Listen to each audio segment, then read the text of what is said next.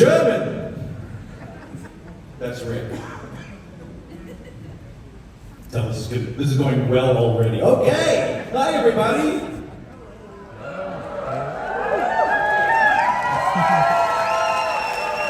Thanks, Rick. I gotta follow you. How's everybody doing? Yeah, not so good over there. I'm great. That's it. That's the show. Does anybody have any delightful questions, or even any undelightful questions? Some difficult probing.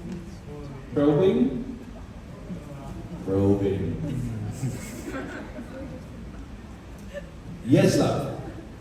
Hi, great having you here. Thanks for coming. Some years there's been a show you did on, was it Sumaru? I wondered if you might tell us something, some funny insights, whatever, some stories. From Sumaru? Yes. You have a Sumaru question? Yes. This is the first time ever. Oh my God. Do you have a Mega Snake one? We'll save it. I can only do one of those movies at a time, really. Because there's a Mega Snake in Sumaru. Right? Did you even see it? Yeah. Yeah, okay. Many times. What's a funny story from it? I didn't think that movie was going to get made when I agreed to do it. I read it and said, this is ridiculous. This will never get made. And they made it. And they made it exactly as it was written. I couldn't believe it.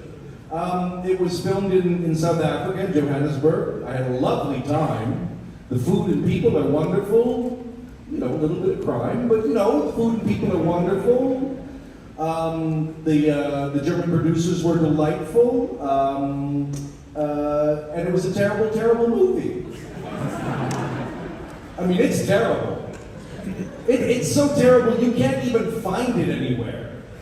Like, it's like not even on YouTube terrible. Like, that's how terrible it is. Even YouTube for free said no. Yeah, it's bad.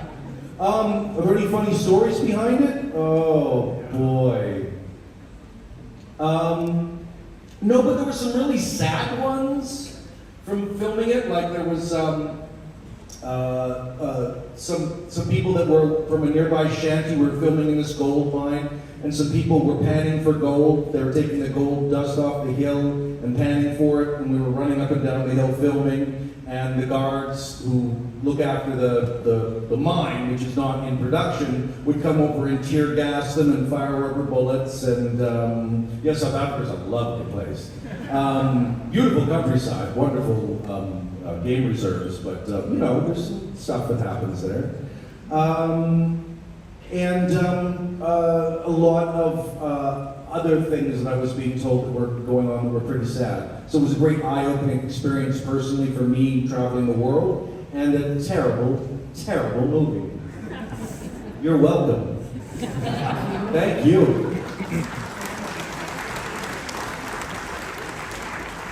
Hello. Hi. And my question is, both your wife and your ex-wife had a role in Stargate. Yes. And did you kind of manage that, or no coincidence, or how did it come?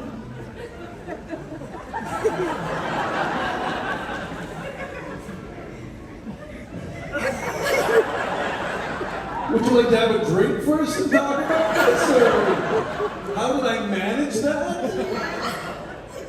In what way are you asking, did I manage that? How did I achieve that? Or how did I keep the one away from the other? Did you do something, or was it just, don't know? Did I do something? Yes. Clearly. And what? And more than once, obviously. Because I have children with both of them, so... No. I don't? Well, somebody he does, and I'm paying for it.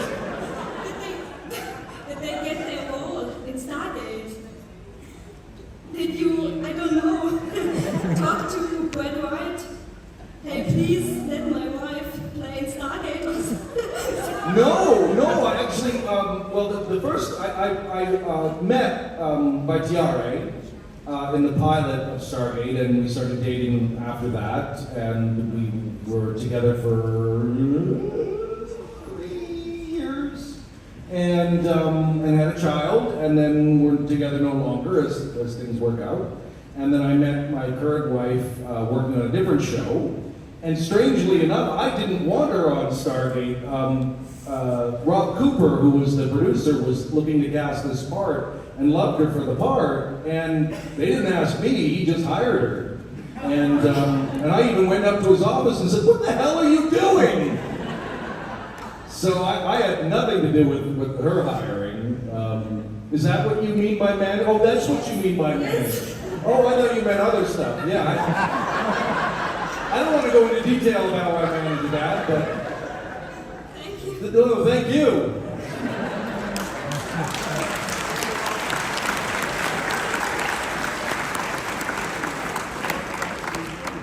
Any other professional questions I can answer?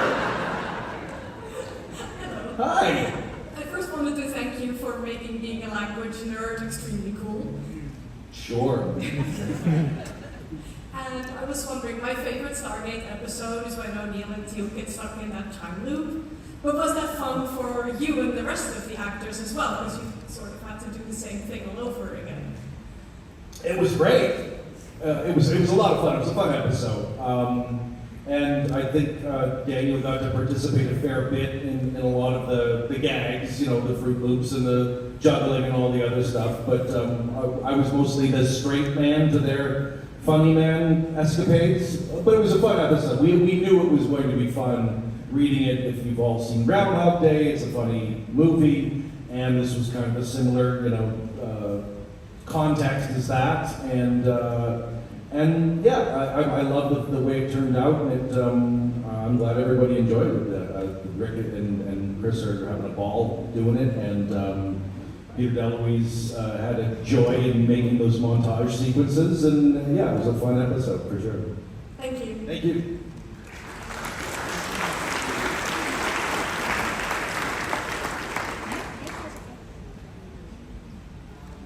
Talked before about terrible movies, or one particular terrible movie, and I want to ask you, as an actor, how far in the process do you figure out, oh, this is going to shit? And are there any Stargate episodes that you thought they didn't quite make the cut? That were shit? Yeah. Shiza. That's the one. How far into the process? It depends. Because I've read some, like the script for a movie that I did called Lost Treasure of the Grand Canyon was actually a good script. If you had $60 million to make that movie, it would be an Indiana Jones type movie. We had $600,000. So all the things that, the snakes in the pit and the serpent god and all the other, gags and pits and spikes and natives with blow darts, they looked awful. And so you don't know until you get there and you slowly realize, oh my God, that looks horrible, and we're going with that. Okay, great. So you start to figure out pretty quickly that it's not going very well. And some movies like Sumaru, you kind of read and go, come on, seriously? We're doing this? Okay, yeah, it sounds good. But I have different reasons for doing all the ones that I did. Sumaru was because I wanted to go to South Africa, but like I said, I didn't think that movie was ever going to be shot, and it was. Even Lost Treasure of the Grand Canyon, shot in my hometown, my old hometown of Kamloops in British Columbia, and so it gave me a chance to go back there and spend some time. So there's different reasons we do different things, the actor's only one part of the puzzle. You can read it sometimes. If it's terrible, sometimes it's right there. But sometimes you can kind of fool yourself and think, well, if we do this right, we can pull this off. And then you don't. So, are there episodes of Stargate that didn't turn out very well? Oh, yeah. Oh my God. Hathor. Anybody? Hathor? Some people like Hathor. I don't know why. There's rape and him. There's all sorts of terrible things that go on in that. Rick loves it because he gets a Jaffa pouch. He really loved that. Let me tell you, that was a big winner for him. Yeah, that was not a very good episode. Space Race. Remember the season 8 episode Space Race? Woof. I don't know. It's a show, but it's not our show. It was kind of like Rob's attempt to do Star Wars. That, in a different medium might have been good, but it just wasn't our show. Like with the commercials and weird stuff in between. Emancipation is seemingly universally disliked for its complete lack of feminist value and placement and poor execution. So yeah, we had a few, especially in the first season, we had quite a few stinkers that I think we were glad that we got renewed for more seasons quickly so that didn't become an issue. So yeah. A short follow-up. Was there a script so bad that you talked the writers out of it? In Stargate? Yeah. No. Usually by the time we saw them, by the time the actors saw them, they were well into pre-production. We didn't have any kind of power to nix any script. So there's a reason you don't ask the actors till later because they might go, oh my God, no! So everything we do is kind of negotiated afterwards, but no, we don't have any kind of say in whether or not an episode gets produced, for sure. Thank you. Cheers. Does anybody want to know about my high school girlfriends or anything, or are we okay for okay, good. Yes, love. Would you personally like to ascend, and why, or why not? Would I Like to ascend. like to ascend? Oh God, thank you. I didn't know. I thought you said something else at first. I won't tell you what I thought you said. Would I personally like to ascend? Not in that way, I don't think. I think that to ascend and end up in a very human circumstance where there's lots of politics and rules and bullshit going on would kind of be a pain, wouldn't it? It's like, wait a minute, I just got away from all this stuff. I'm here. So not in that kind of way. I mean, I guess in a way there's power to it, but not.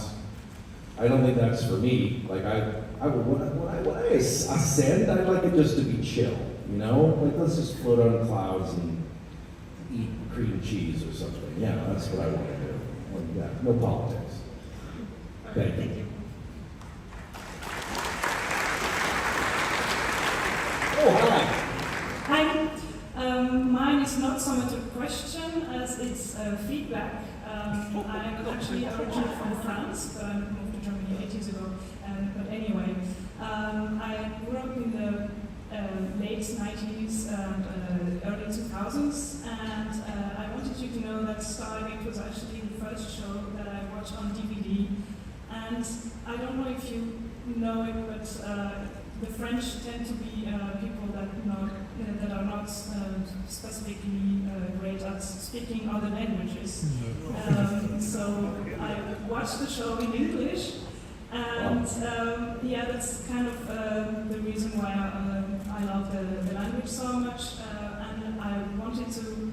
Well, actually, the first time I was watching the series, I kind of wanted to curse you because you speak so fast in it. But now I think it was a great lesson, so yeah, thank you for that.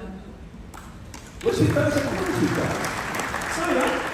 You want to speak fast? I didn't realize I could speak fast. You speak so much passion about archaeology, and I think sometimes even for Richard, Jack O'Neill, it's a bit complicated. He's not listening to half of what anybody says anyway, so he doesn't count. And by the way, David Hewlett speaks faster than I do. Oh yeah. And you can't understand a word he says. I swear that. So that was it? Just show some feedback? Just some feedback. All right, thanks. Thanks. Go. Hello. Hi. You were just telling us about some episodes where you thought that they didn't fit the vibe of the show that well, or that didn't hold the greatest value, hold the greatest portrayed. They suck is another way of putting it, yes. Could have been more kindly before. I wanted to ask if there were any episodes where you really liked the script, but you didn't have the right resources to realize it as you imagined it to be.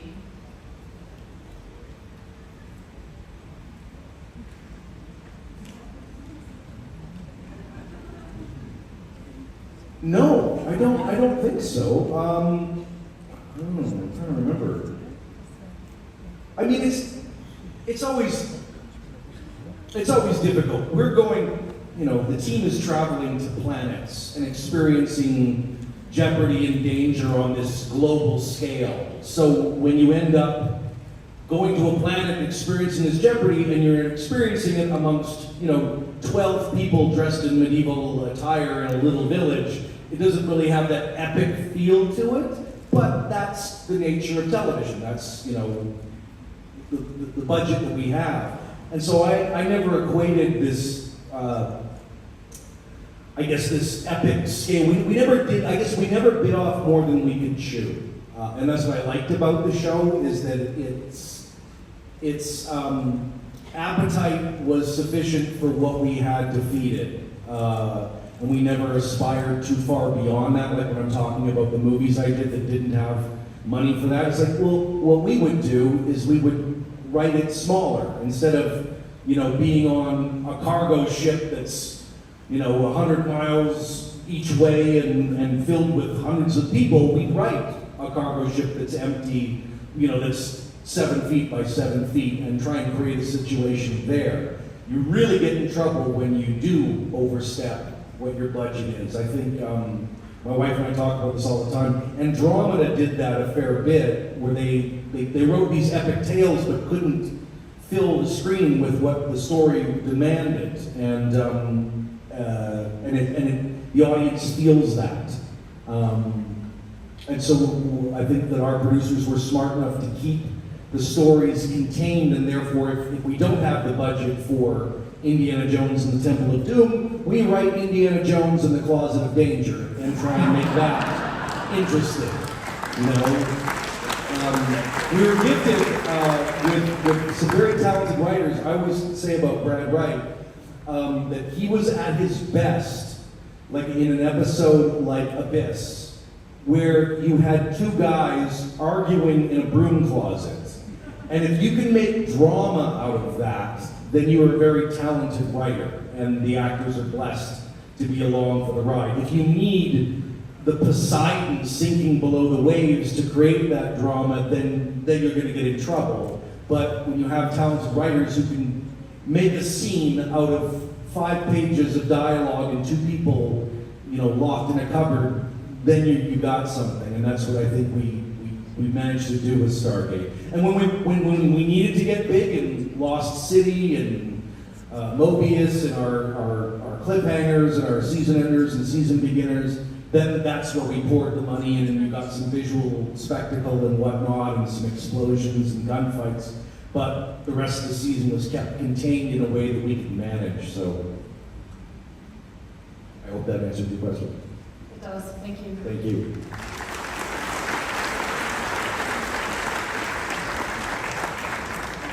Hello. Hi.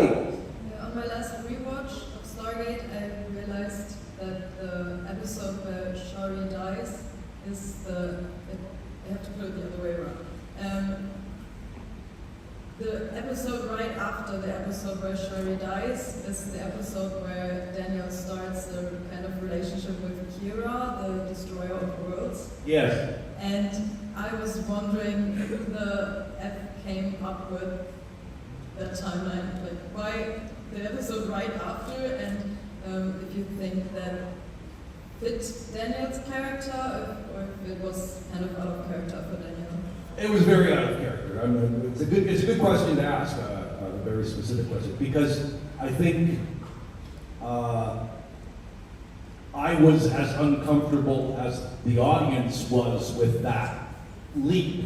And I think there's even a line in there that tries to address it, which is something like, you know, I gave up on her a long time ago, or, you know, something to that effect. It sort of attempted to distance himself from that storyline. But what happens in production of a TV show is people get writing assignments in advance, and then the order is kind of fussed as we go, kind of thing. And sometimes an episode that is meant to be a little bit later gets pulled a little sooner. And I believe that was the case with not Pretense. What was it called? What was it called? No, but the one after that. Oh, sorry, Past and Present and Forever and a Day. I believe that Past and Present got dragged forward in the lineup of things, so that's why it seems so what? Huh? That's not linear. That doesn't make much sense. And that's just when you're on the treadmill of making television and a story isn't ready, or a set isn't ready, or something isn't going, they pull and push things in order to have something to film the next day, and things like that sometimes happen. So I don't think my point is that wasn't intended to be in that order. I didn't like it. I know that Vi didn't like it. She was like, oh really? He's already getting together with new people, like in the next episode kind of thing? But that's, like I said, that's the making of television, that sometimes that stuff happens, so. Thank you. Thank you.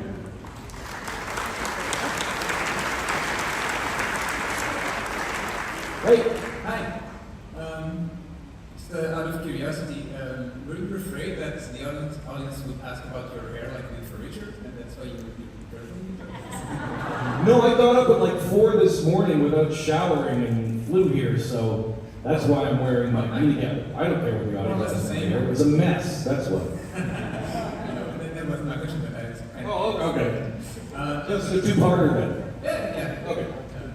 But in Christmas Homecoming, I think it is, your character looks a lot like Jack O'Neill, which is kind of curious. So my question is, would you see yourself playing a military character in Stargate if it eventually comes again? I mean, Daniel could... I don't think I'd play a military character in Stargate. I don't know if that would... Civilian, so, yeah. Oh, I think that if I was doing something for Stargate, it would probably be playing Daniel Jackson, but... Right. You know. But could you see, like, moving towards a military persona? Because you really felt like Jack O'Neill in that movie. Oh, God bless. I play whatever is intended, you know, whatever's in front of me is what I play. So in that particular case, it was a military character. It was kind of fun. I don't get to play a lot of them. But then again, I don't get to play a lot of devious spies and you know, killer AI robots either. So. Would you like to? Oh yeah, for sure. Yeah, I enjoy playing all types of characters. Depends on the story. That was a cute. I love that story. That was a cute story. So. Yeah. Thank you. Thank you.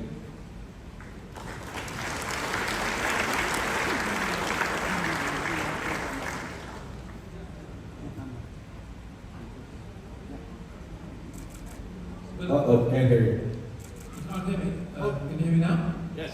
Yeah, okay, good.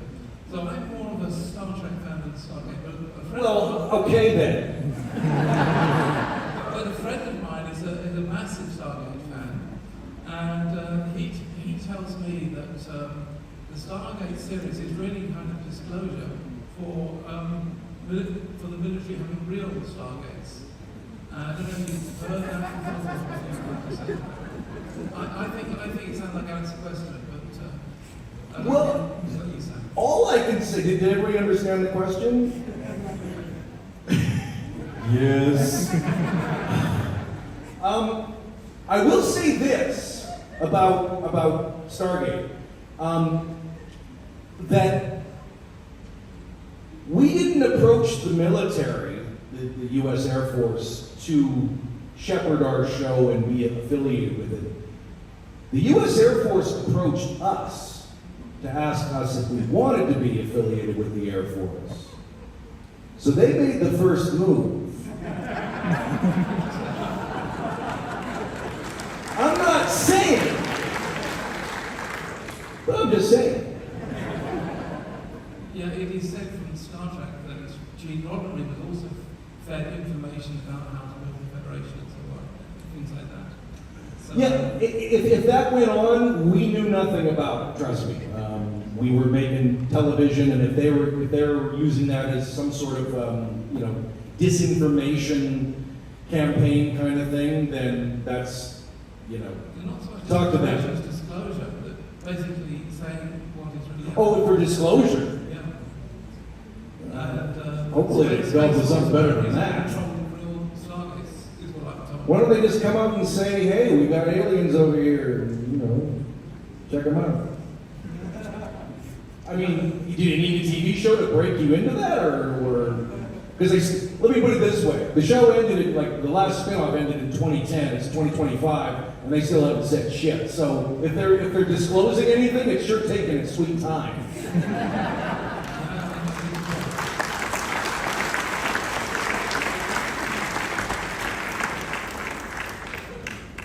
Well, I just thought it was an interesting theory, and I wanted to hear from someone involved in the actual series what they thought about this, because I don't know myself. I don't know. Well, apparently, isn't that why the U.S. invaded Iraq? Is to take over some sort of temple that was there that held the very first Stargate? Wasn't that Yeah. Okay. Get off the internet!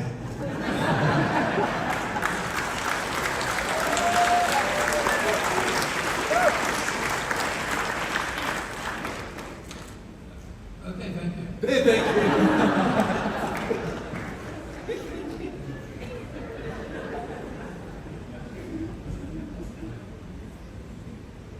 Yes, there's aliens, okay? You broke me. Hello. Hi.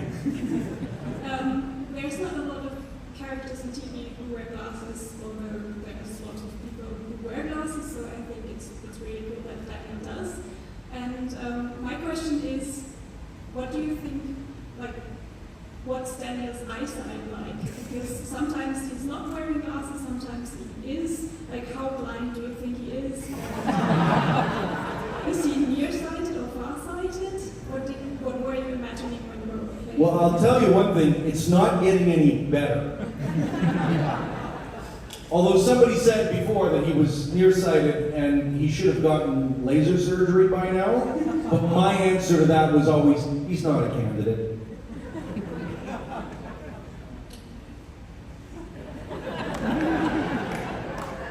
He's gotten older, so his actor now needs them.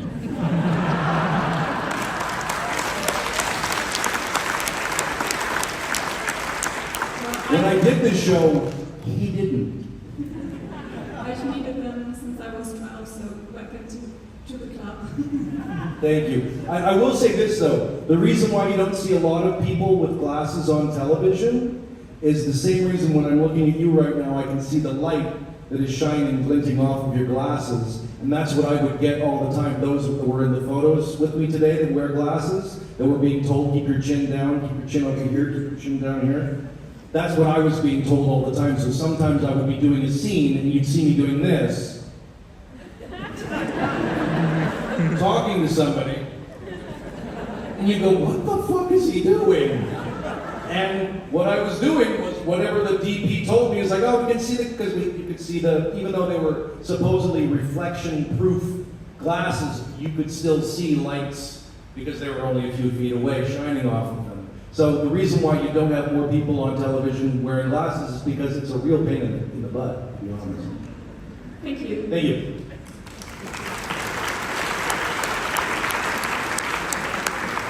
Yes, sir. Hi. Thanks for being here, first of all. And I just have two quick questions. The first one is a bit of a fun one. Would you, the actor, step through a Stargate? And the second one is, do you have a set where you really thought, oh, I really like it, or I like this environment here, I would love to live here, for example? Well, I just stepped through a Stargate to get on the stage, so yes. Oh, I just noticed that. They built a little temple. That's kind of cool. It's very cool. It's so cute.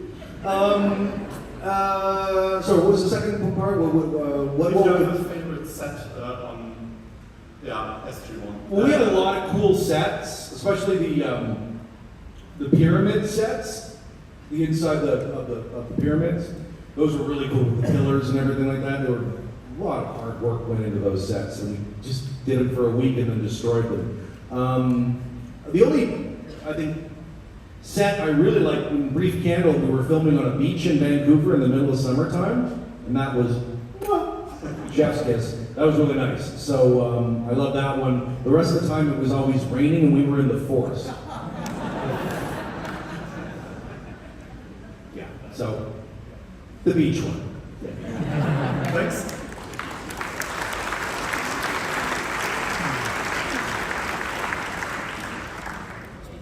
Right? Yeah, that's a lot. This is probably in context of this area, Janet Jackson question, but you can ask it of any of the characters. They stay really fresh and present for us because we can rewatch them and it kind of brings those characters to the forefront. But as someone who embodied your character for so long, and it's now been a few years, how does your relationship to Daniel change over time, and as time keeps moving on further away from him? Well, I look in the mirror and I go, Jesus, Daniel, you look like shit. My relationship remains the same because when I am done playing a character, wherever I dropped him off, he stays. And I don't mean he stays there. I mean, if he's still alive, he's running around in my imagination doing whatever he was doing before. So he doesn't realize he's gotten a lot older, but he has, and my relationship with him is always imagining him doing what he was doing before. So he stays fresh, but it would have to be, brought to life by a certain script or writing that would bring it back and contextualize it in the present state of this. So, thank you.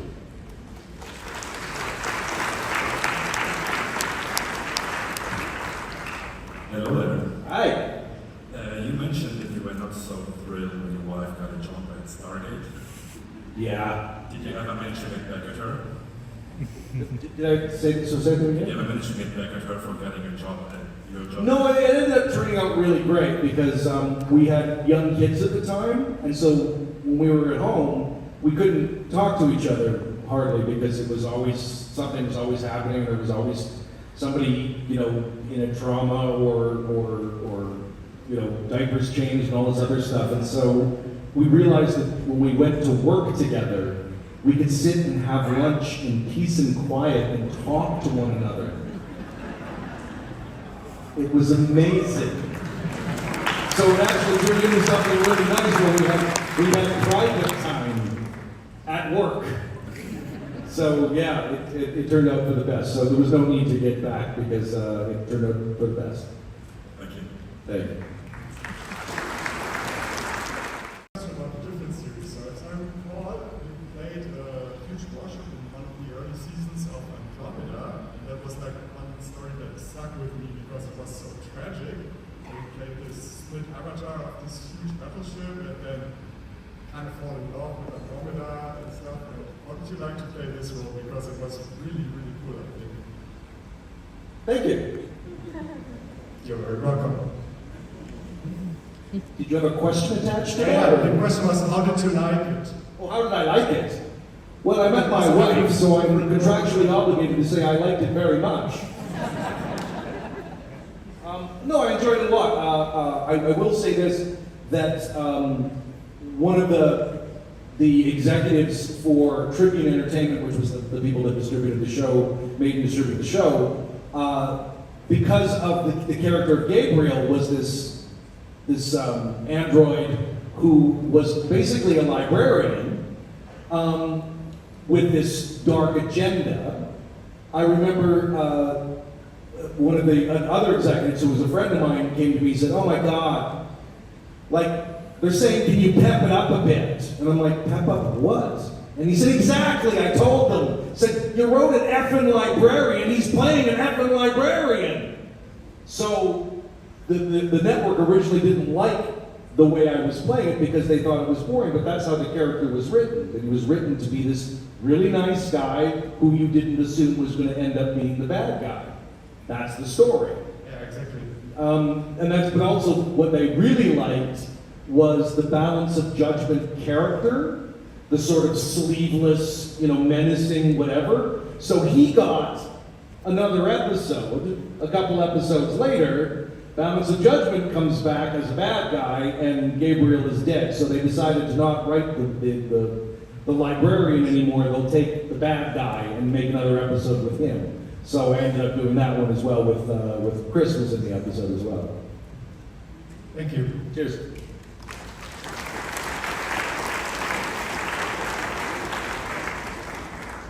Hi, Michael. Hi. What are your current projects? One of my current projects? Yeah. I'm writing right now and auditioning. There's not much going on in Vancouver right now, so I am doing a lot of writing and I'm doing a little auditioning because there's not much happening. So, yeah, not much. It's kind of quiet in the business right now for everybody. Thank you very much. You're welcome, which is why we're all here, by the way.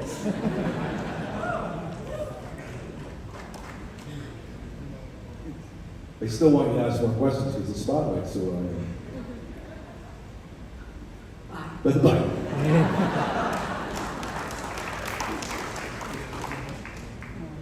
Hey, Michael. Hi.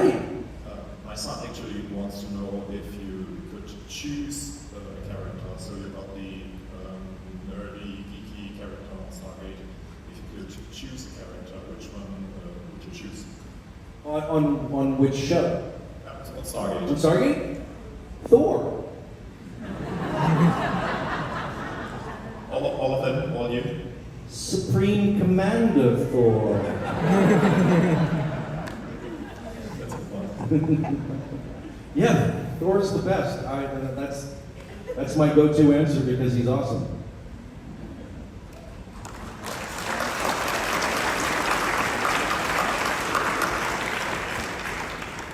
I'd play Carter, but I couldn't fit into that little tank top number the same way she did. So. Hi. Hi. Hi. I just want to know how was working with David Hewlett?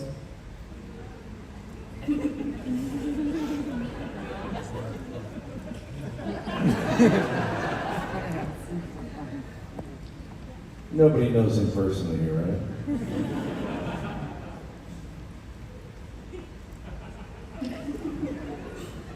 Let me ask you a question. How do you think it was? Well, I thought it was funny, first way, funny, and I think he did a lot of pranks to the maybe whole set. No, I didn't. No. Then what? I'm just kidding. David's wonderful. He whines a lot. He is a lot like his character McKay.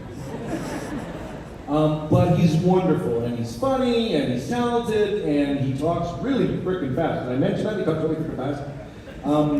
But we had a lovely time working together.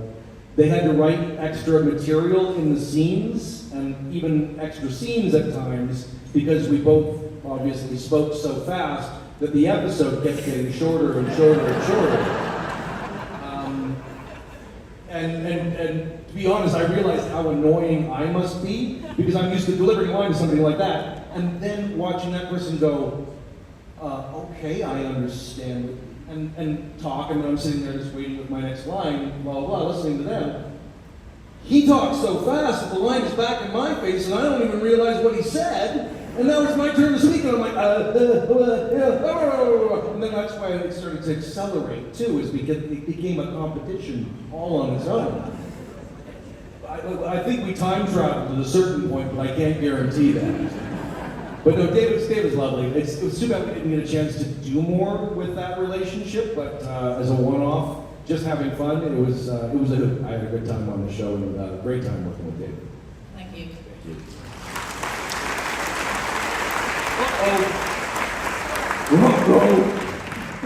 Believe it or not, that was the last question for today. For today. I'll be back with Rick tomorrow. That'll be fun. I think so. Or is it tomorrow? It's on Sunday. Sunday. So if you can suck it up till then, oh boy, you'll be in for a treat. We won't answer a single question, I promise. Thank you. Thank you guys so much. We'll see you next weekend.